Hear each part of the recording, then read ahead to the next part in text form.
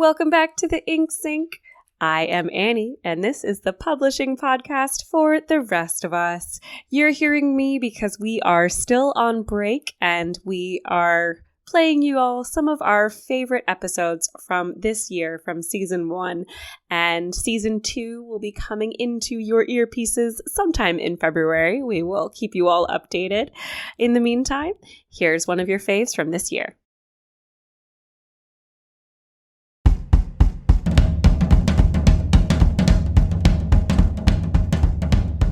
Welcome back to the Ink Sink, everybody. We are here talking about writing, publishing, reading, and I'm feeling a little spicy today, Kaylee. I'm not gonna lie. I have been traveling for the past 2 weeks, so my internal rage is probably at an all-time high.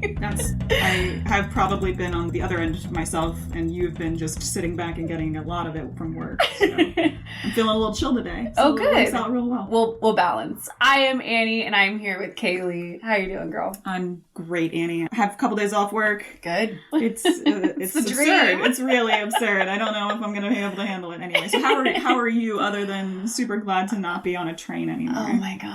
Fam, listen, I love the train. I enjoy the train so much more than flying. The legroom alone is worth the cost of admission. The fact that you can sleep, the fact that you can eat whatever you want, blah, blah, blah. Look, I'm happy about trains existing and I love them. But when you spend, I think across the past 2 weeks, I've spent maybe 72 hours total on trains, you get a little sleepy internally, emotionally of train. But anyways, highly recommend if you are someone who hates flying, if you hate checking your bags, if you hate not being able to bring your own food, if you hate not having legroom, highly recommend a train.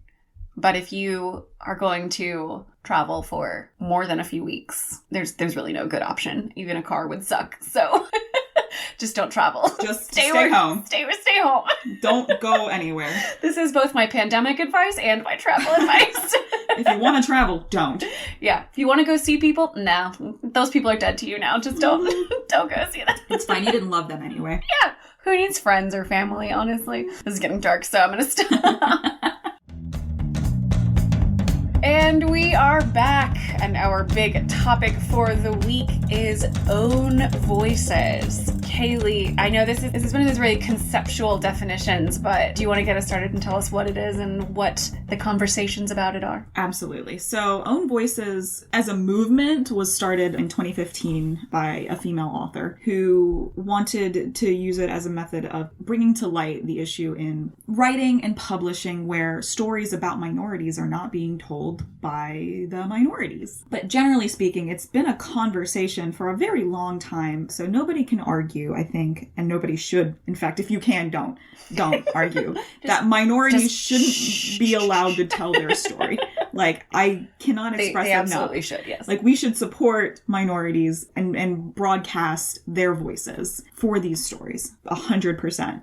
Annie, what do you think? Let's dig deeper into that, I think, because it's such a specific conversation. So what are you seeing that is actually happening, and then the response to it? So I definitely have approached this from not the publishing, like, sure, it's more of a self-publishing as a consumer, and just in general, like through fan fiction and through short fiction that is published through different platforms like Tumblr or Archive of Our Own, blogging platforms, journaling, stuff like that. And so I guess I'm approaching it more from just the people that are engaging in these arguments directly as opposed to companies that are approaching this as a discussion. And I've seen people say you can't have black characters in your book. You can only have white characters in your book because you're not black. And first off, you don't know. If you're speaking from the internet, you don't know. You assume like a shit ton about the people that you're working with, which you can't. You literally, unless you personally know that this person is an exploitative asshole in real life, like you don't know what their racial background is. They could look pale-skinned and still have a black mom or dad. That was something that I don't remember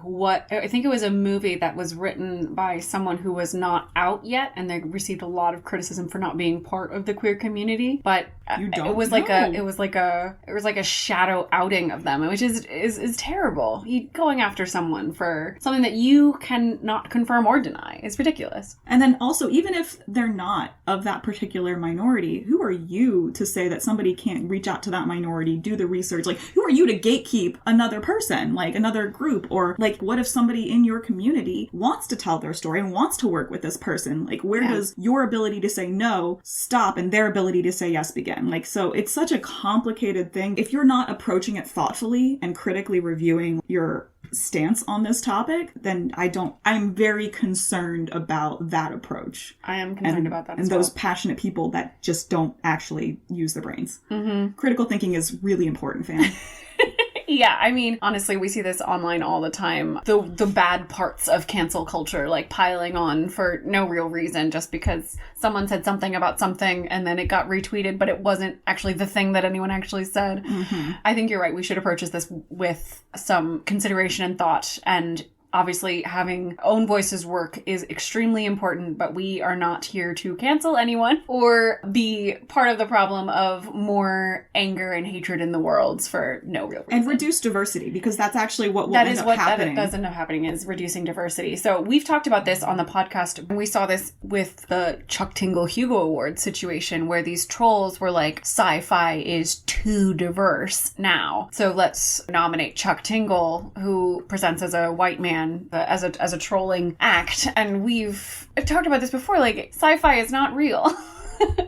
there isn't even really as much of an own voices conversation in sci-fi, but we still get that backlash. We still get people rejecting diversity because they feel that it is all encompassing. And that's not at all what anyone is saying. If you feel defensive, if you feel threatened by a person of color in your space, imagine how they feel being rejected from every single space they've been walking into with you in it. If you feel like that there is going to be some kind of violence just because of someone's skin color, that is a prejudice. That is a bias that you have. And I highly recommend analyzing that bias and talking to someone, maybe? Perhaps talking to someone about that, reaching out and figuring out where that bias comes from. And it is possible that maybe you have been subjected to violence, but perhaps blaming that on an entire race of people or an entire group of people is not fair or valid. Own voices, when people talk about own voices, most of the time, what they're talking about are racially diverse. And we are going to be focusing on the American market just because that's what we're most familiar with. And those are the conversations we've been following. So usually they mean Black or brown voices or Asian and Pacific Islander voices or LGBTQ voices writing about characters that also share those characteristics. So Black people writing about Black people, queer people writing about queer people. And again, we've said this before, we use queer just as a shorthand for LGBTQ plus because it's a lot more syllables to say LGBTQ plus. We do not mean any offense by using the queer word, and I am not a member of the queer community, but I am, and I support the word queer. So I do, and because nobody else needs to get into the massive amounts of discussion. There's a lot going on queer. Anyway. So that's why we use queer. We are happy to make a whole episode about it, but that's not quite this one. So making these stories, even if it's fiction, even if it's fantastical sci-fi, written by the people who identify with that, it's very different. There is no data out there, unfortunately, on the racial or gender identification or orientation of protagonists. But I was able to break down the US population is about 60% white, 12% Latino or Latina, 12% African American, 5% Asian American and Pacific Islander, and 1% American Native. And I looked at the current New York Times bestseller list, and it is about 90% white and 90% male. So I mean, not even digging any deeper from that. Like, you can see that there is a gap between the people of America who are presumably consuming books, even if we're just looking at demographics, and the people who are writing and publishing books. So the need for own voices, it feels completely intuitive. Authentic, for sure. You don't even need me to start spouting off data. And that's why we highlight these niche imprints and publishing companies that are coming into fruition right now, and ways that can more respectfully and sustainably reach out to these communities and publish their works, because it hasn't traditionally been available. Because a neat, kishy hashtag doesn't necessarily do anything. The actual work that is going behind the concept of own voices definitely 100% needs to happen. And it needs to happen in the industry. It needs to happen in, like, who reviews the pitches, who approves things forward, all the gatekeepers. That's where we need to actually focus on bringing in the diversity. And it is a lot of work. And this isn't any kind of silver bullet. I don't want to make it sound like Own Voices is the cure for all the problems, all the diversity problems in publishing. Own Voices, you can tell from the phrase Own Voices, they're really just talking about authors. There's tons of room for illustrators, editors, marketers who are marketing these Own Voices books who are not diverse either, or who aren't in part of diverse communities either. So we're going to be talking about authors specifically throughout this, and Own Voices works being usually prose, poetry, that kind of thing, written by people of those diverse backgrounds. So this, I don't want to call it a backlash, but this movement, I mean, it goes back forever. There was backlash against Uncle Tom's Cabin, which for those of you who are not in the US or who don't know, Uncle Tom's Cabin was a slave narrative story that was written by a white woman. A lot of people felt a lot of connection to that book, and I don't want to downplay the fact that that fiction was able to work in a way that perhaps a lot of nonfiction at the time was not working. There are a lot of people who draw a line directly from Uncle Tom's Cabin publishing to the Civil War and freeing of the slaves. And again, don't want to downplay that, but the honest truth is that this was a white woman writing about Black people in a situation that she literally could not fully conceive of. And there's not a lot of evidence to really speak to the wide breadth of, say, research that she may or may not have done. Yeah. Yeah. So at the end of the day, slaves did not have the opportunity to write and publish novels. And so it's so difficult. But even back to that time, people have said, can she really accurately write about this life, this story, when she has never been a part of it? And that obviously continues through to today. For those of you who weren't paying attention to the publishing industry in the past few years, American Dirt, it's a fascinating story that really highlights this. If you want to Google that one, it's obviously there's more commentary on that than the Uncle Tom. But I think that it makes intuitive sense, like I said before, that we do need diverse voices out there. Just speaking about Uncle Tom, since we already are, it was able to convey something to people of specifically the north of the US who were against slavery, specifically the abolitionists, something that they could not convey through nonfiction, through a different kind of storytelling. So I think that it's so important for stories to be told and intuitively understand that these stories should be told. But the contention of the Own Voices movement is that they should be told by the people who are living them. They should actively be engaged in the process. And I fully agree. Like, absolutely. And they should be, when they want to create, they should be encouraged to create. Yes. And if they don't want to create, but the story needs to be told, then they should be engaged at every step of that process. Absolutely. And that's a good point too. We're talking about writing and also credit. So even if they're not the ones putting pen to paper, it's figuratively, it is still their story, and they should be involved in that process. White people in America have a literal history of profiting off of Black bodies and ideas, and that cannot continue in the way that it has up to now. I don't think that there are a lot of people out there who think that the Own Voices movement is wrong. I think that there's a lot of people arguing about the details, which on its own is kind of, heartening that we're like, okay, this does need to happen, and we're just like arguing about the methods. So let's chat about the methods. So studies show that children who see themselves represented in media are overall happier and overall have better self-esteem. And I could go into all of the studies that show that children having higher self-esteem are better citizens, better people, better parents, better spouses, better human beings existing out in the world. So the benefits are there. And a lot of times this really comes up in children's literature and children's publishing. This was a stat that was brought up by a classmate of mine, and it blew my mind. So of course, it's not crazy that 60% or so of protagonists in children's literature are white. Humans in the United States, 60% of them are white. Like, it's not, I don't think that is as out of bounds as it could be, but the next highest percentage is not any people of color. It is, in fact, animals. It's white people and animals. And I feel like that fact on its own is insane in its implications. It's very concerning. And I think that it's separately concerning because in a lot of places, authors are stepping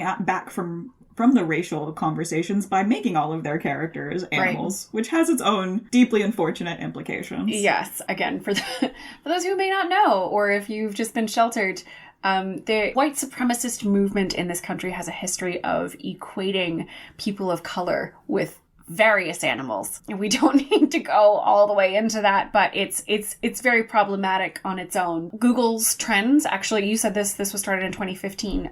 It really gained traction in 2016. The Google Trends data takes a huge jump in 2016. There's probably a lot of reasons for that. I think the political situation in America had something to do with it. There was another large jump in 2020. I think that, again, the Rachel situation happening in the headlines had something to do with that. So I think that actually shows that people do realize that this is something directly related to current events, that this is something that is a proactive step that can be taken towards perhaps fixing some of these problems that we have that are systemic. It has to be done from every avenue of society. It really has to be rooted out, for sure. And this is something that I didn't really think about very deeply until I started looking at some of this. Like, just the fact that we have special sections of our podcast devoted to women and minority voices is very telling that these are not the majority, that these are...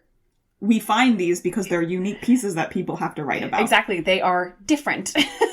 Most imprints out there, for those of you who are just new to publishing, most imprints focus on genre or story style. They don't focus on the human beings writing the stories or the characters themselves. So it's news. It is not common. We talk about it because we have to. And that was one of the main points of us starting this podcast, was making sure that there was at least a little bit of a platform that maybe they weren't getting elsewhere, because they are so rare. So obviously, again, we aren't subtle. Our opinions on this are pretty clear. Pretty straightforward. Yeah. And we do obviously hope to see more of this in the future. I had an honorable mention that I wanted to bring up in Gideon the Ninth.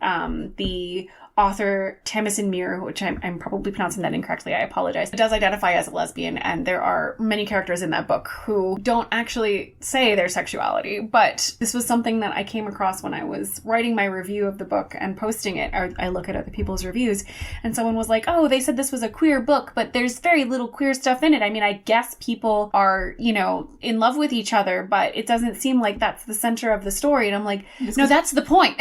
That queer it shouldn't people be. Just live their lives. They do. They just live their life. They sit on couches sometimes, and they don't have to do it queerly. Like, they don't they don't just walk around thinking about how gay they are. Like, that's not a thing. And yeah, like, there's this woman who has several romantic or semi-romantic relationships in this book, and the word lesbian, the word queer, the idea that it is abnormal never comes up. It's just a thing. It's just her feelings. And I felt like that was the point. Yeah. And I think that is what you get when you get own voices. It is human beings being human beings. The, marginalizedness of their identity is not the biggest piece of their identity. The biggest piece is that they are a person. Mm-hmm. And yes, it's so stupid. Like, queer characters should be in every genre and every type of book, and marginalized and minority characters should be everywhere because they exist. Mm-hmm. And they can exist shooting space lasers, and they can exist on pirate ships, and they can be people in government. They could be spies. They could be assholes. They could be villains. Yeah. Their identity doesn't need to revolve around that. The fact that they're just constantly thinking about how queer they are, like you said. Yeah, no one. There's not a wrong way to. Anyway, everyone has other things that make them that make up the whole of your person. Mm-hmm. That is, if that's who your queer character is, you're being exploitative. Talk to people in that community, because they are not, I guarantee, always thinking about whatever makes them marginalized. They've got lives and dreams and hopes. They do a whole bunch of shit. So that needs to be brought forward in a thoughtful manner into your writing. And we need to support those creators when they want to create that content, to let them tell that story, and to let them write these fictional books where it's part of it, but it's not the whole part of it. I got space lasers to shoot, so what if I'm a lesbian, Yeah. That's not the point of this story, but I'm allowed to be a lesbian and shoot space lasers and wield a sword. Yep. Fuck anybody who says different. Okay. I'm mad now because people are stupid. I've gotten Kaylee all fired up, everybody. I thought I was going to be the fired up one today. You got me. Don't be an asshole. I feel like that's a lot of what mine boiled down to. But, those are your parting thoughts. Yeah, don't be an asshole. Don't be an asshole. Thanks for listening. This is The Ink Zinc. I'm Annie. And I'm Kaylee.